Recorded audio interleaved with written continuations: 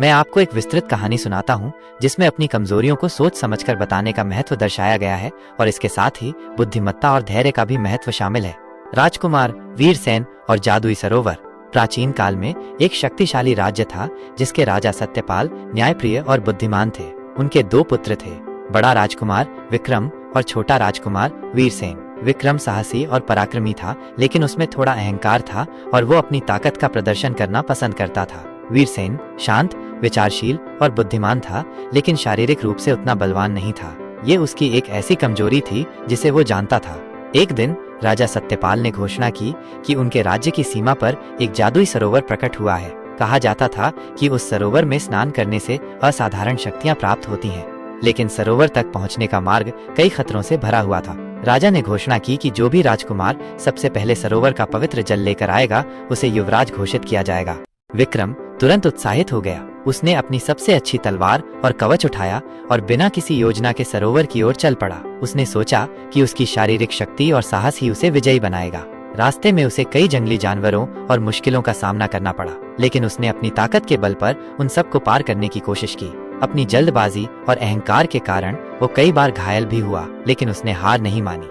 दूसरी ओर वीरसेन ने जल्दबाजी नहीं की। उसने सरोवर के मार्ग के बारे में जानकारी इकट्ठा की। उसने उन लोगों से बात की जो पहले उस ओर गए थे और रास्ते में आने वाली चुनौतियों के बारे में जाना। उसे पता चला कि रास्ते में एक संकरी घाटी है जहां शक्तिशाली हवाएं चलती हैं और एक पुराना पुल है जो बहुत कमजोर हो चुका है।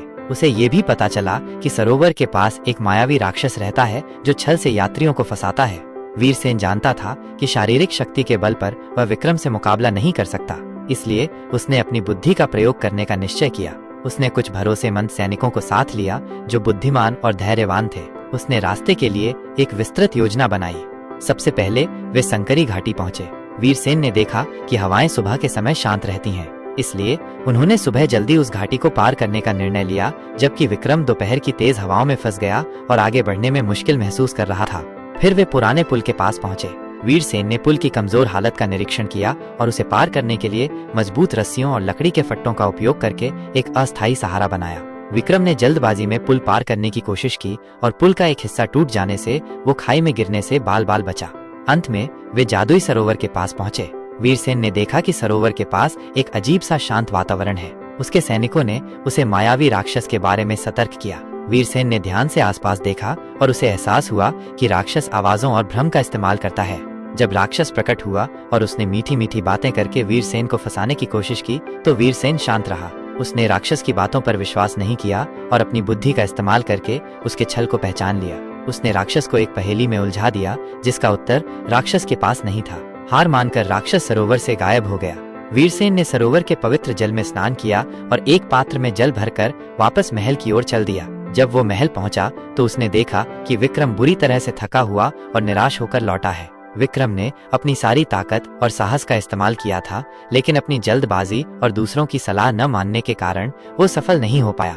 राजा सत्यपाल ने वीरसेन की बुद्धिमत्ता, धैर्य और योजना बनाने की क्षमता को देखकर बहुत प्रभावित हुए। उन्होंने महसूस किया कि एक राजा को न केवल शक्तिशाली होना चाहिए बल्कि बुद्धिमान और दूरदर्शी भी होना चाहिए। इसलिए उन्होंने वीरसेन को युवराज घोषित किया।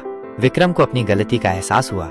उसने समझा कि केवल शारीरिक शक्ति ही सब कुछ नहीं होती और अपनी कमजोरियों को पहचान कर उनका सामना करने के लिए बुद्धि का उपयोग करना अधिक महत्वपूर्ण है। इस कहानी से हमें कई महत्वपूर्ण सीख मिलती हैं। अपनी कमजोरियों को पहचानना और उन्हें स्वीकार करना बुद्धिमानी है। वीरसेन जानता था कि वो शारीरिक रूप से विक्रम से कमजोर है, इसलिए उसने अपनी बुद्धि को अपनी ताकत बनाया। अपनी कमजोरियों को हर किसी के सामने जाहिर करना हानिकारक हो सकता है। वीरसेन ने अपनी शारीरिक कमजोरी का प्रदर्शन नहीं किया, बल्कि अपनी बुद्धि का उपयोग करके चुनौतियों का सामना किया। किसी भी कार्य को करने से पहले योजना बनाना और जानकारी इकट्ठा करना सफलता के लिए महत्वपूर्ण है। वीरसेन ने सरोवर के मार्ग के बारे में पूरी जानकारी जुटाई और एक सोच समझकर योजना बनाई। धैर्य और शांत मन से काम लेना अक्सर जल्दबाजी और अहंकार से बेहतर परिणाम देता है।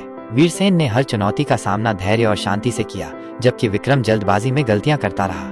बुद्धि और विवेक शारीरिक शक्ति से अधिक शक्तिशाली हो सकते हैं। वीरसेन ने अपनी बुद्धि का उपयोग करके न केवल सरोवर तक पहुंचा बल्कि मायावी राक्षस को भी हराया। यह कहानी एक बड़ा उदाहरण है कि कैसे अपनी कमजोरियों को समझदारी से प्रबंधित किया जा सकता है और कैसे बुद्धि और धैर्य की मदद से बड़ी सफलता प्राप्त की जा सकती है।